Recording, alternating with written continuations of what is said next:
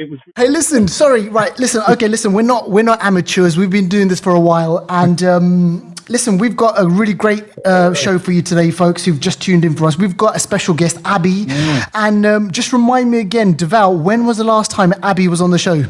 Well, it's been a little while. I know Abby came on a while ago to talk about Star Wars, I think, at one time. So that must have been like early 2020. But Abby is long-time friend, long-time collaborator. Abby, you can tell us a bit about, anything that you want to tell us about yourself, just so people know who you are, really. Yeah, well, you know what? Of all the things, that's one thing I wasn't prepared to talk about for some reason. But I am, big lover of films. You can just say who you are, just your film enthusiast or whatever, innit? Yeah. So, I'm someone that, like yourselves, probably not as deep, but like yourselves, film enthusiast, and really enjoy TV shows, comics, all the big kid stuff. I've dabbled with making a few films myself, like some with Deval. It's definitely an area of big interest for me, and I love movie news. So that part of the show for me that you guys do, that is one that I like. Man, that's become my source of information. But I used to be the person who's like, I've got the good news, but you guys are hot on that. Man. It's so great having you on the show, man. Yeah, pleasure to be here. And listen, another reason why we've got Abby on the show as well is because we want to speak about Loki. We want to get into the whole Loki stuff. We've got a film review for you. We've got an anniversary corner movie for you as well. So, and that's going to obviously tie into the film review. But before we do any of all that stuff, Deval, this is something. Well, we're kind of changing it up a little bit. We're giving away a voucher code, but also at the same time, we're giving away a cinema code as well, so people can go out and download a movie and they can actually go to the cinema to watch a movie. So Deval, dish it. How can people win this? So first of all, congratulations to last week's winner. I'm not going to shout out your details all over the interweb, but congratulations to last week. This week you can win the same thing. You can win a cinema ticket, either View or Odeon, or you can win a Rakuten movie code so you can watch a movie at home. So imagine that you can watch a film at home, then you can go out to the cinema too. And the films are back in the cinemas. All you got to do is write us a quick review. Tell us what you think of the Flixters. You can go and do that on Apple Podcasts or wherever it is. And and we'll send you across that those codes. So there you go. Simple as pie. Simple as that, and you could be watching a movie at the cinema or at home in the comfort of your living room. All right, okay, let's move on to the shout-outs. Devaldo, who are we shouting at this week? Quick couple of shout-outs. Guys, go and check out Filmopedia. He's got some really, really good reviews on Instagram. Really goes in those movies. Black Widow, he's talked about what's that sci-fi one that we love again? Arrival. That's a gangster film. So he's talked about all those, but go check out his page. Really love his stuff. Also, Natalie 24th, actress, model. She shouted us out on Instagram, so go check out her stuff. She's really, really good, and really she's the sort of person that will chat back. Natalie that I know as well. Okay. Yes, exactly. Yeah, so we'll chat back. So go and connect with these people. Let's all connect. Yeah. So there you go. Filmopedia and Natalie 24th. There you go. Exactly, brilliant. And like always, you can catch us on Instagram, on Facebook, on Twitter, and obviously on the YouTube channel as well. And like Deval mentioned, please do write a review if you like what you're hearing and stuff. It really help us a lot. All right, okay, on to movie news now. Abby, seeing is that you like movie news, have you had a chance to look at our movie news, the stuff that we're going to speak about? Did you have a quick look? I had a quick look, and I did get excited, and then I stopped. Live long and prosper. Yeah, exactly. When I saw that, I stopped. Well, listen, Star Trek. We always mention Star Wars on the show, right? And Star Trek kind of gets, whenever there's a bit of Star Trek news, we kind of mention it, and sometimes we just think, is it really worth mentioning it? But this one, I think, is probably worth mentioning. It's been umming and ahhing about whether or not there's going to be a new Star Trek movie, but it is absolutely official. There is going to be a new Star Trek movie now. Apparently, they've got in some interesting people behind this, fellas. I'm not sure if you've kind of heard about the news at all. Deval, have you read about this at all? I ain't got a clue. I've lost faith with Star Trek, to be honest. The last one was shit. The series has been all right. Star Trek Discovery's been kind of far out, but the last The last one with Idris, I didn't enjoy that one, man. So I kind of like whatever, you know. Yeah, that one wasn't good. That was a shame. But then after that, so I'm really interested to know what you guys know about the news. Because the last time I checked, it looked like they were going to go into a fourth film, and then it also looked like they were making one with Quentin Tarantino. So both of them were getting greenlit at the same time. I was like, what's happening? And then nothing. So I'm excited to know what you guys are going to mention actually. So what's the situation? Yeah, I would have watched. I would have been down with the whole Quentin Tarantino one. Like, you know, Quentin Tarantino doing sci-fi, that would have been major. But apparently, check this out. So Matt Shackman, Deval, and Abby. Where have you heard that name? Matt Shackman. Come on, guys. I don't know. I'm racking my mind. Power Rangers, Wonder, Godzilla, Wonder Woman. Oh, Wonder. No, the other Wonder. The Wonder Years. Wonder Vision. No. Oh, right. Wonder Vision. Oh yeah. Oh shit. Oh, okay. right. So check this out. So they've roped in. the creator, the showrunner, the creator, the director of Wonder Vision, Matt Shackman. So he is actually going to be directing the new Star Trek movie. You know, he did a great job with Wonder Vision. You know, he's got experience in doing that whole thing. But I mean, I just thought it was interesting that they plucked that person, you know, to do the Star Trek, and there could be some sort of time-related stuff in this new Star Trek movie. But basically, all we know is so far, they've got some writers, someone called Lindsay Bear and Geneva Robertson, and they've got director Matt Shackman, who is obviously the creator of Wonder Vision. He's going to be leading, you know, the new Star Trek movie and taking it into wherever. And apparently, there's going to be more movies after that as well. So yeah, we'll have to wait and see what happens. But yeah, Star Trek's coming, guys. Nice. Okay. All right. Yeah, Let's see what happens. I'm definitely a big Trekkie fan, so that's exciting. What's that? What was that? Oh no, I was just expressing my excitement about that. He's excited. He's excited. I think he said. More excited about Trek. I'm a Trekkie more than I'm a Star Wars fan.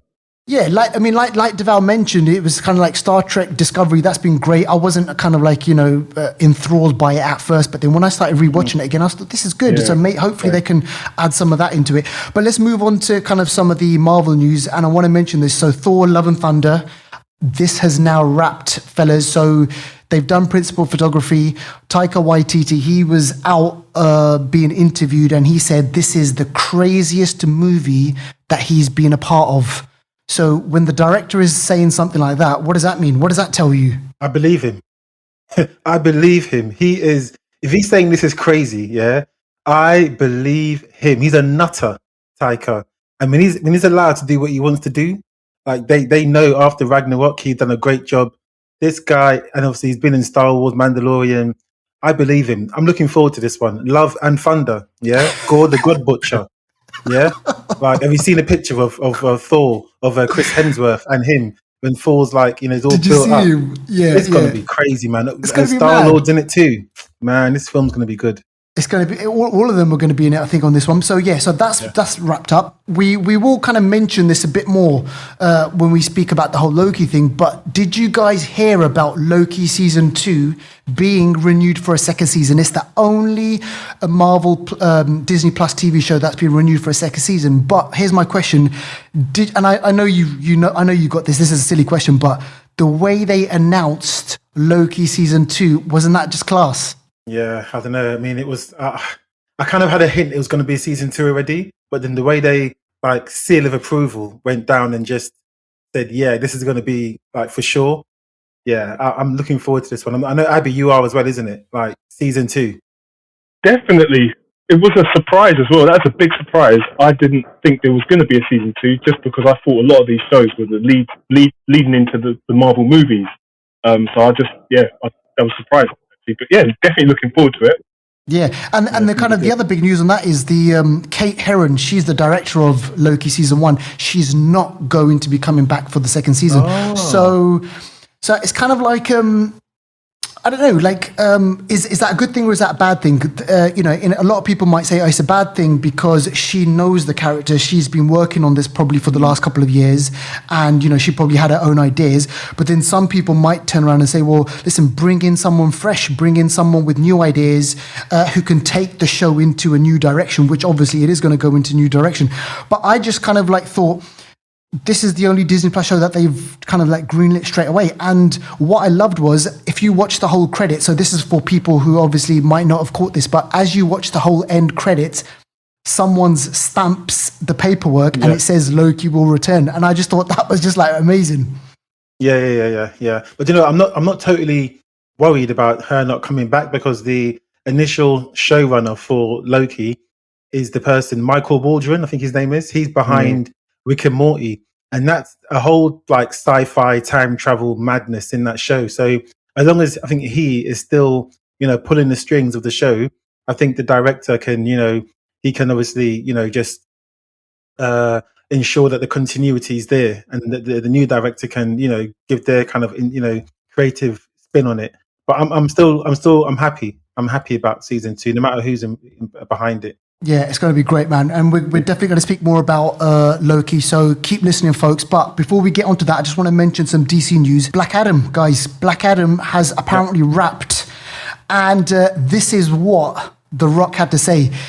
He put something up on Instagram. He said, "This is the hardest undertaking of my entire career, physically and mentally, worth every second."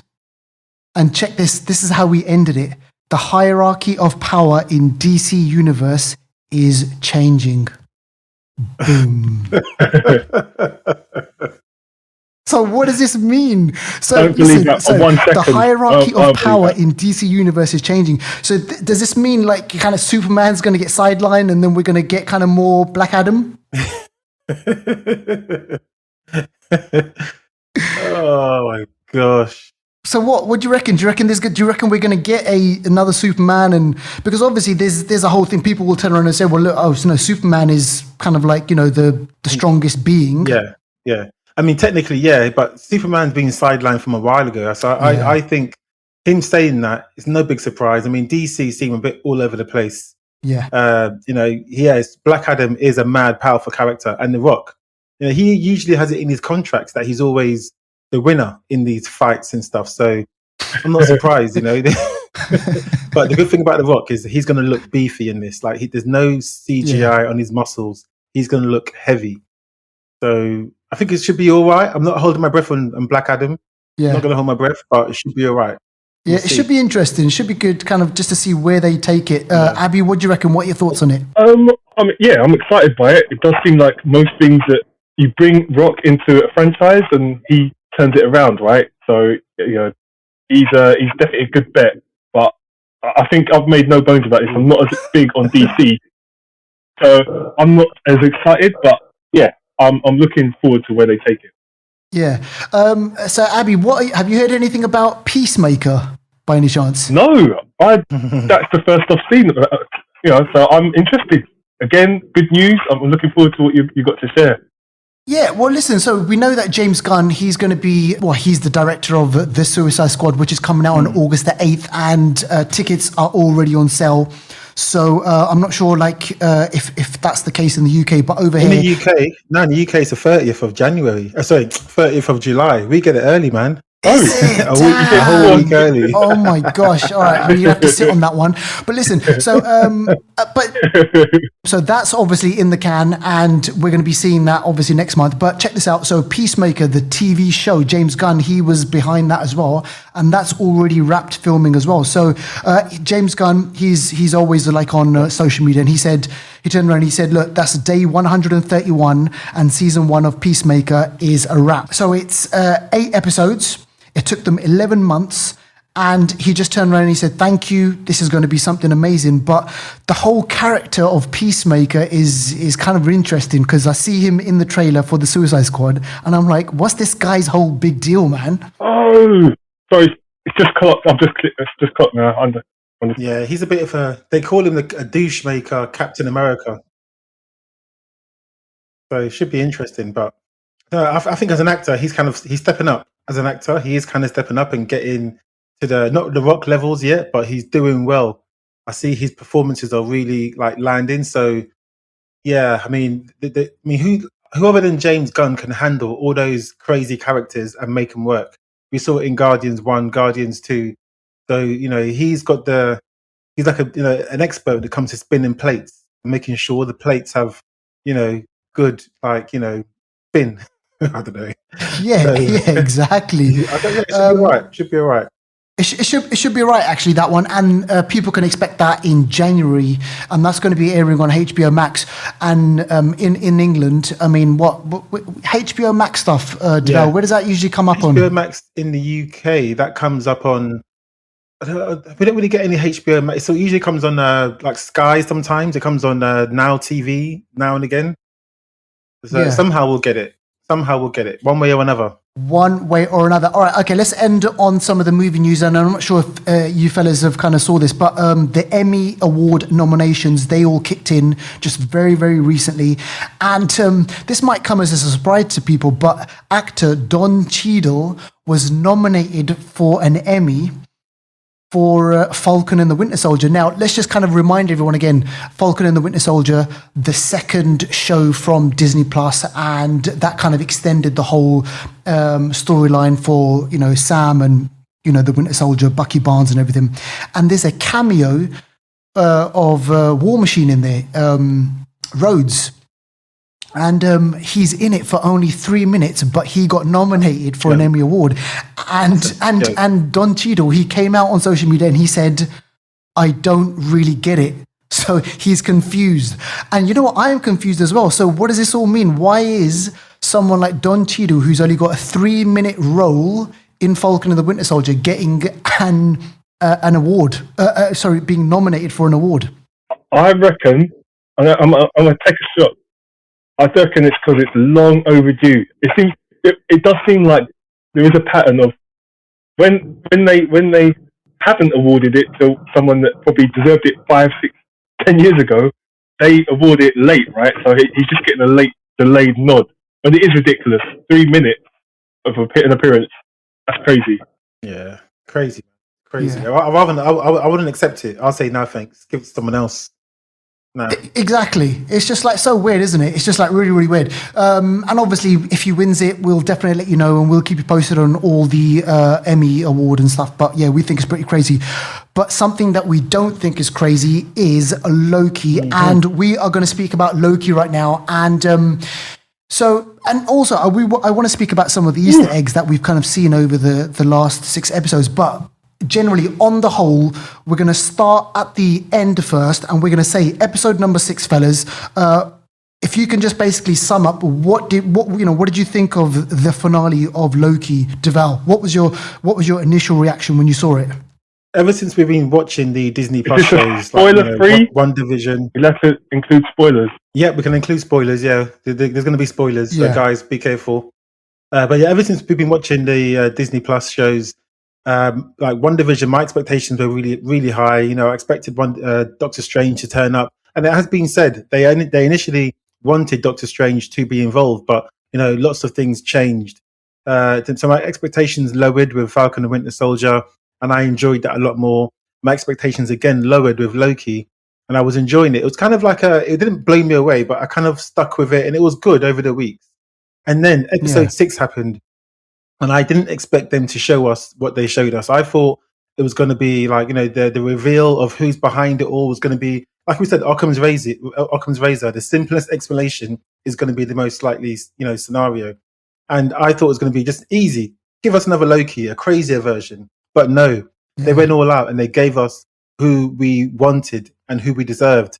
They showed us a version of a character, Kang the fucking Conqueror, that we are not even we weren't even ready for. You know what I mean? We weren't even ready for. Exactly. It's like that was crazy, and I respect them for that. They gave us it. So yeah, I'm looking forward to all of the rest of Marvel now, all of it. Yeah, exactly. And I'm like with you on this one, Deval. Like the excitement level after watching that final episode, I was like, it's taking me back to Endgame. It's taking me back to Infinity War. That kind of excitement level. And don't get me wrong, I love WandaVision. Falcon and the Winter Soldier is great and everything. But for me, this feels like as if this is taking like the MCU in a whole new level. Yeah. Abby, I mean, what did you make of it? When you saw the finale, what did you think of the way they introduced Jonathan Majors, the way they introduced that character, it was wordy, wasn't it? It was like really, really wordy. And that whole kind of them explaining stuff, the three characters, how do you think that all played out? Yeah, I was very surprised, right? I didn't expect that. Like Deval's mentioned, I just gave into, it's going to be Loki. My levels of expectations were kind of lowered after WandaVision. I think all of us got excited about the possibilities. A bit disappointed that it didn't go the way it went. Similar with Winter Soldier and Falcon. And so by the time Loki's come along, I'm like, okay, well, it'd be nice to see Kang, but I don't know. And then, when it happened, I don't know, lost for words, right? I couldn't believe it. Just could not believe it. Was aware that John Majors was playing that character, but just didn't know when he was coming in or how he's going to come in. And also, I said this with Deval, right? I don't know how many other people or how many of your listeners spotted this, but there were parts in the trailer, the Loki trailer, that weren't featured in the season. So there was one where Loki's like on a throne. It's only on for like half a second, and I just assumed, okay, well, we haven't seen it up until season 6. We're going to see that at the end, and so I was just totally led in to believe that was what was going to happen. Loki on the throne, in the, behind the whole thing. So yeah, really, really impressed by that. That was a really good turn. And like Deval said, I'm like looking forward to anything and everything that Marvel's doing from here on. So yeah. Yeah, it's crazy, man. Like, in which, direction. There was one thing that Deval kind of mentioned on last week's episode, which was, and obviously our, eagle-eyed listeners will, know this as well, but the version of Kang we got, let's just call him Kang, but he's like kind of like he's a good version, right? This one. So he's from the 31st century, and Deval, you mentioned that people might not know this, but that version of Kang is related to someone else. Yeah, Nathaniel Richards, who's a descendant of Reed Richards from the Fantastic Four. So in the future, the Richards family is still intelligent, able to cross multiverses, just like they showed. And that all really links back to, very much so in the comics when, there's a whole council of Reeds, when they all, like, different Reed Richards go to different multiverses and meet each other and, swap technologies and stuff. So it's really like the way this guy's intelligent. Don't be fooled by the jester that we saw. The version that we saw was just like almost, he's at the end of time. He's got nothing to sort of worry about. He's lived millions of years. He's a next level of intelligence that we're not even ready for. So he's just like playing around now. But don't be fooled. That guy's mad intelligent. Like he's like Thanos level intelligent. Like next level. So yeah, Kang. And if you've seen Kang in the animations as well, there's an animation called Avengers, the world's mightiest superheroes. I think it's called. And Kang is in that as well. And he the way he deals with the Avengers. Earth's Mightiest Heroes. Earth's Mightiest Heroes, that's it. Yeah, thanks. Yeah, the way he deals with the Avengers and that, he does not mess around. He's mad powerful. Like, honestly. So when he comes out in his full Kang, like purple and, blue clothing, and he's ready to like rock. Yeah, it's over for them. It's over. Yeah. Over. Is it?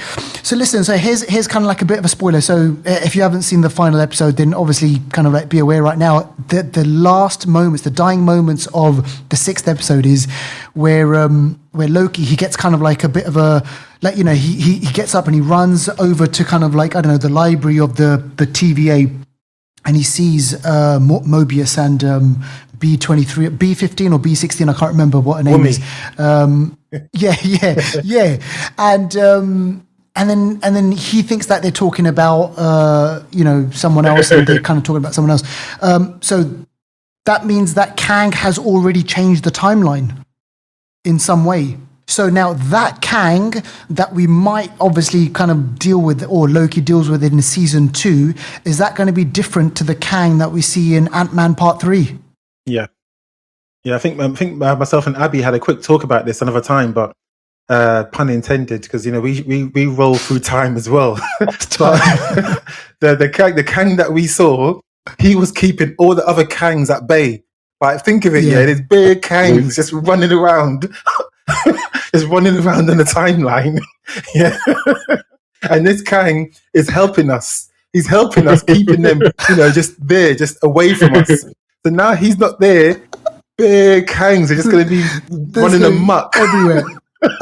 They're going to be they're going to be running amok, doing whatever they want to do. Oh my collaborating, gosh. not collaborating.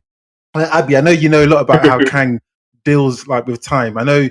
I don't know how. What do you think the repercussions are going to be? I think they're going to be huge, and I think like kind of Thanos was teased in the beginning. I think this is the early point in time that we see this villain, but he's going to be around for a long time, multiple times. Yeah. Because, so that's quite exciting. We're gonna get to see and feel his presence in lots of different ways, and see how he's going to deal with lots of different characters, multiple different ways. So yeah, I think we're going to get a lot. It's a good treat that we're in for. And I think, my own thing is they've introduced us to one version of Kang the Conqueror. In season 2, we might get another version, and then Ant-Man, we're going to get one, and where they probably think, oh yeah, we've dealt with Kang the Conqueror, that's going to be the end of him. But then at the end credits, there's going to be another Kang that pops up, and then that's going to lead on to Avengers, like the new Avengers or whatever, who's going to deal with them. But I think that's it. We're going to see Jonathan Majors is going to pop up so many times now. It's going to be crazy. Yeah, and in the comics, it gets really deep. Kang is like, in the comics, it gets really deep with the versions of Kang. There's like an Egyptian, like I think Ramen Tut or something he's called in the comics. And he is somehow linked to how Apocalypse gets his powers and his technology as well. There's a link with Apocalypse, and there's all kinds of links. And we know Egyptian history. We know Egyptian history has been obviously misrepresented on screen. And we know back in the day, Egyptians were black. We don't really get to see that these days. So it'd be interesting if they do a version of Ramen Tut, Kang using Jonathan Majors and like put some sort of, realism into the history. That would be a nice touch if they did that, So I don't know, man. What are you going to say, Abby? No, it's just a case of like the Val. I just don't know where they're going to go. I just know that we're in good hands. These guys have done their job. They've probably been working on this. Kang was probably an idea from Thanos, like early on, right? So they've had all this time to develop it. So that's why I just know we're in for a great ride. They couldn't have picked, for me, they couldn't have picked a better villain to follow up from Thanos. And what do you reckon, just finally on this bit, because I know, we've got to move on, but what do you reckon in terms of, do you reckon they're planning for 10 years ahead? Like what they did with the Iron Man, they had 10, from 2008 all the way up to whichever arc they wanted to show. Do you reckon this has got feet for it to be another 10 more years, or do you reckon it might be like the next 5 or 6 years or something? Yeah, I think the next 5 or 6 years or so. I remember when one of their Disney sort of reveals that they had a while ago, they were talking about how the sort of Infinity Saga was one of a kind, and sometimes one of a kinds are one of a kinds. You can't replicate it exactly. I think they did say that the next sort of saga might not be as long as 11 years as what we saw with the Infinity Saga. So it might be, like you said, about 6 years or so that this sort of spans out. But that's good enough for me. Absolutely great. Listen, guys, we could talk about Loki for for hours and hours and hours, because there's just so many theories. There's so many kind of things. I just want to quickly mention there's a Thor Easter egg in the episode. In episode, I think it was episode 5. Oh, with the frog. Yes, and that's right. Yes, and I didn't even see it properly. It was only my friend. Yeah, that's the one. I had to go back and watch it. It's a weird one because I didn't see it being Thor. Just saw some little thing. Yeah. So that's great. If you could kind of pick up on those Easter eggs, there's kind of like a Thor Easter egg. But it's actually Chris Hemsworth. Did you guys see that? He actually voices it. Yeah. Thor voices the character. It's actually Chris Hemsworth. That's crazy. It's crazy. So there's kind of and there's something related to Thanos as well, and there's an Ant-Man and the Wasp yellow jacket Easter egg in there as well. And Greta Thunberg, Deval's mate, Greta Thunberg, apparently she's in it as well, or some sort of Easter egg about her. Is it? Oh yeah. Yeah, Yeah, there's something about Greta Thunberg in there as well, so I'll have to go back and check those out. But apparently, guys, and people listening, there's loads of Easter eggs in Loki as well, so go check it out. I mean, Abby, he's the all-knowing and he's knowledgeable about Kang, so hit up Abby on his Instagram. Abby, by the way, what is your Instagram handle, by the way? Do you know what? I'm not really on Instagram at the moment, so that's a little bit annoying. But you can hit me up through the Flixters. I'll get the message for you guys. So yeah. So listen, look, let's move on to new on streaming, and we've got a couple of trailers that we want to speak about. Just briefly, Abby, have you seen Fair Street at all on Netflix? I haven't, but because of the way you guys are talking about it on the previous episode, I'm going to get into it. Get onto it. All right, we're not going to spoil anything for you, so don't worry about that. But listen, part 3 of Fair Street, that landed on the 16th of July. It's set in 1666 this time, and they do a bit of time traveling. There's kind of like a bit of a back and forth and stuff like that. But you know what, Deval, we've mentioned this on the show before. It's kind of like a great little trilogy of movies. It's great movies, kind of like, there's gore in there. There's kind of like mythology in there as well. At the end of the day, I thought it was actually really good what they put out. Like the acting, the gore, the whole kind of story and everything. I thought it was good. I mean, what did you make of the final? Yeah, and I think it was decent. I think I've not seen something like this apart from a series, but this was a very intentional 3-part movie, and all the actors intercrossed and stuff. So it's interesting. Obviously, like you said, the first one was 94, then 1978, then the last one is 1666. Obviously, getting a bit satanic there, but it's interesting, and they go back in time and stuff like Amar said. But it's a bit of fun. But it's very gory, which I liked. Because if it was just fun and no gore, I wouldn't have watched it. But the gore was good. I like a bit of gore, So, yeah. Gore the God Butcher kind of stuff, Yeah. So, Abby, go check it out. If you get a chance, go check it out. And folks who are listening, if you haven't seen it, go, you can catch all 3 parts. It's definitely worth binge watching that one. Let's speak about The Witcher, Deval and Abby. Season 2 is going to be coming out. Tell us about this little teaser trailer. Yeah, so The Witcher season 2. We saw season 1 come out in 2019, December, just before Christmas, and I think it really blew up. Henry Cavill, obviously your mate, Henry Cavill. Of course.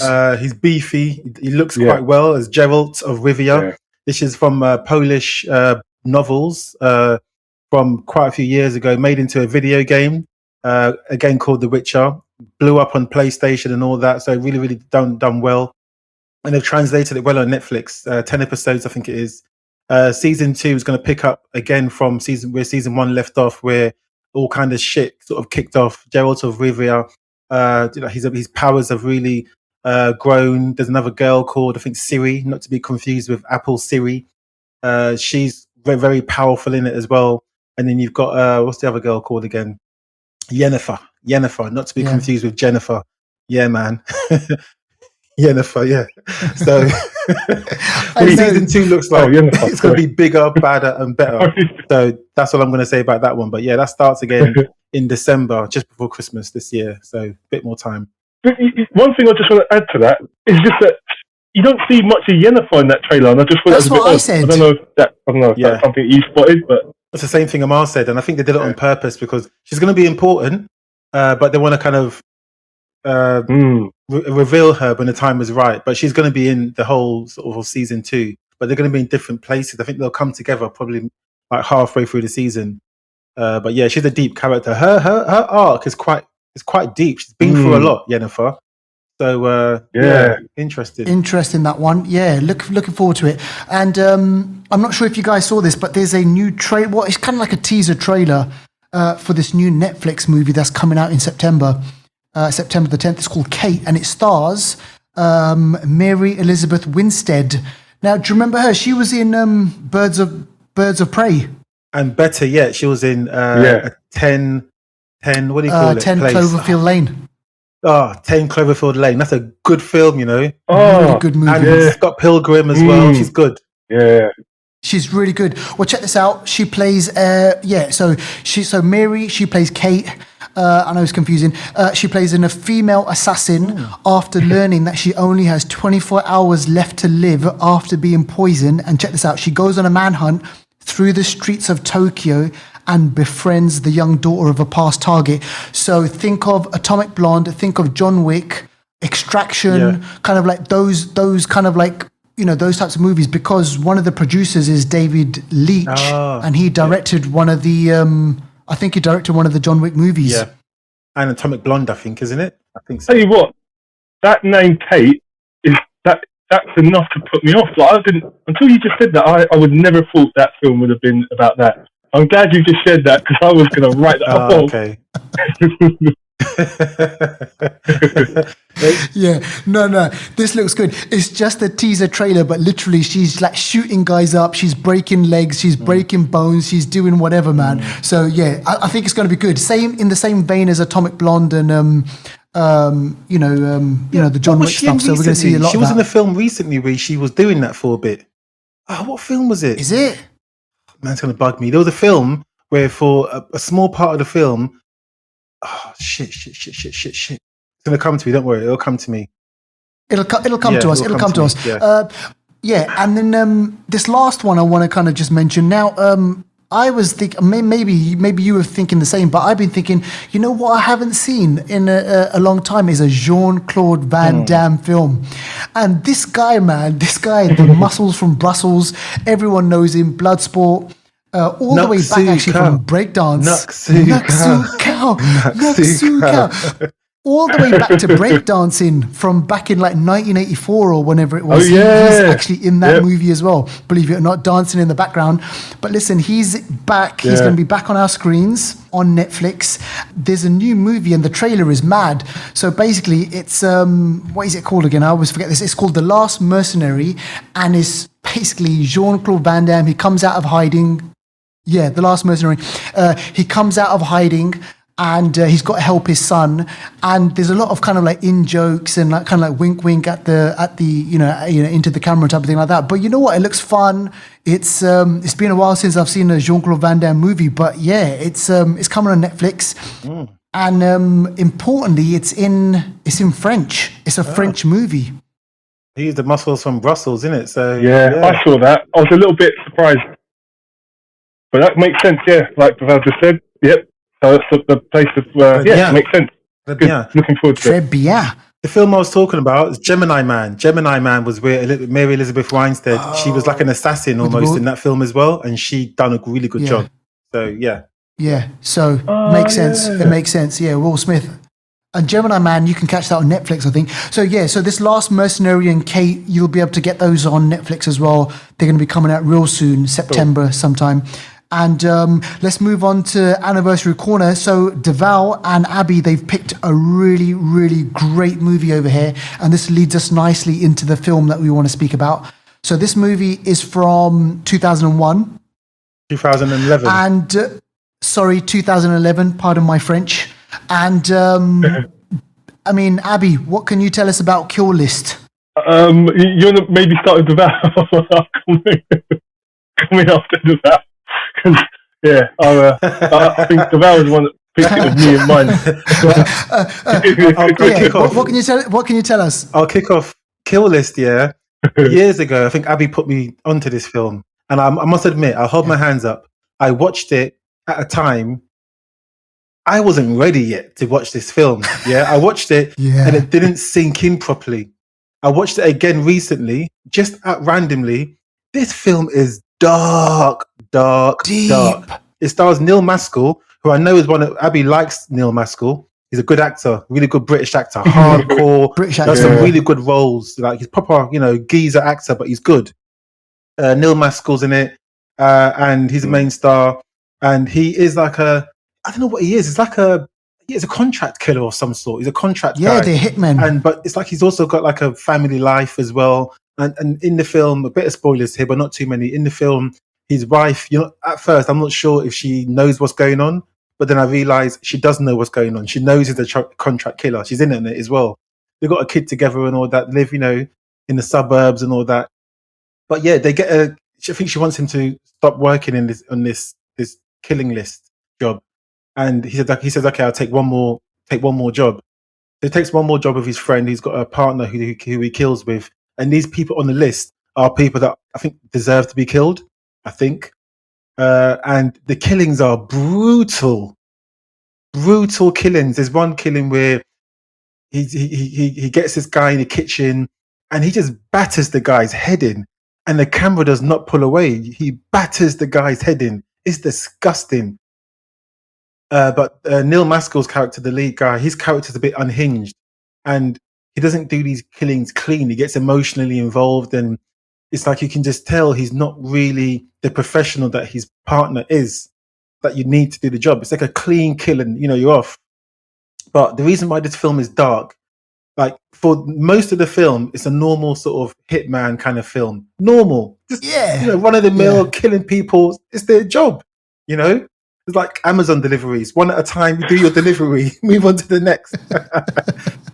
But it gets towards the end of the film, and it gets to a cultish Wicker Man kind of level, Midsummer kind of level. It gets to like Hereditary. There's like these people out in the woods doing crazy cult shit. God knows he what. He comes across them, and he can't contain himself, and it just goes tits up.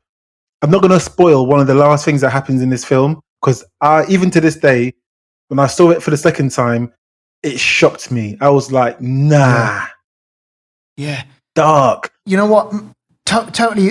The whole thing with it being just like, a movie, like, a movie about a couple of hitmen. And I was like, oh yeah, this is interesting. Directed by Ben Wheatley, this, British really director. Good. And, I just thought it was just like, like what you said, Deval, like a movie about a couple of hitmen. But then all of a sudden, you're getting these strange, like, what the hell? Like the markings, behind the walls and things like that. And I'm like, what's going on over here? This is something like really sinister going on. And obviously there's this whole big reveal. So definitely not your typical kind of like hitman movie, right? And also, I'd like to add is it was really well done. It was really well done. Yeah, it was really good. The cinematography, the music was ominous, and all the while through, you just felt like, what? Where's this going? There's like you said, there's something happening. I haven't quite been able to work it out.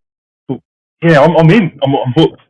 So yeah, it was really good, and it was a standout, right? Especially for British film, it just stood out as being a real good hallmark of quality.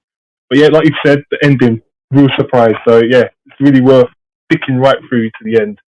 And it put Ben Wheatley on the map. Like after that, everyone was wanting to work with him. So yeah, good. Really enjoyed it. This is another example of sometimes you see an IMDb rating 6.4 on IMDb. I had to rate it myself an 8. Should be higher. Should be way higher than that. So sometimes don't always take the ratings on face value. Find out for yourself. This is a deep film. Absolutely. Deep film. Yeah. Yep. And you know what? So many people kind of reference this movie as well. Like, so many other film directors, they reference this movie as being kind of like one of the influences. And which leads us nicely into the movie that we're going to just speak about right now, which is called A Classic Horror Story. And, it had, for me as well, it had kind of that vibe to it as well. Like, I didn't know where this movie was going. And then... you kind of, then the clues start kind of dropping. We are going to try and make this as spoiler free as possible because I don't think Abby's seen this just yet. But I've seen it. Yeah, I'm definitely going to want to see it now. Yeah, this is a movie that you can actually get on Netflix right now.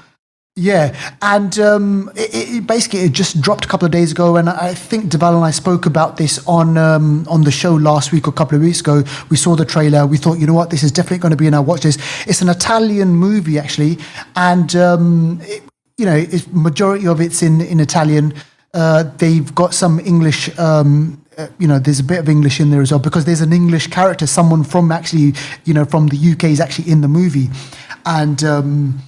So that that was quite interesting to kind of see that as well. But the setup is this, Abby. Literally, you get those car shares. Carpool. Carpool. Sorry, carpool. So a group of people, they've carpooled. They're going from one. I think they're going to Calabria. I think it is.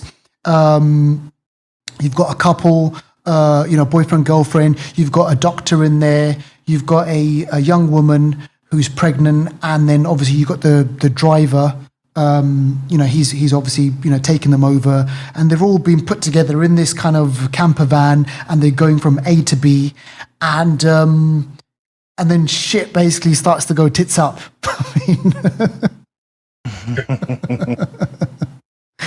But like, the movies that we've kind of referenced before, like Cure List, The Ritual, Wicker Man, that sort of stuff.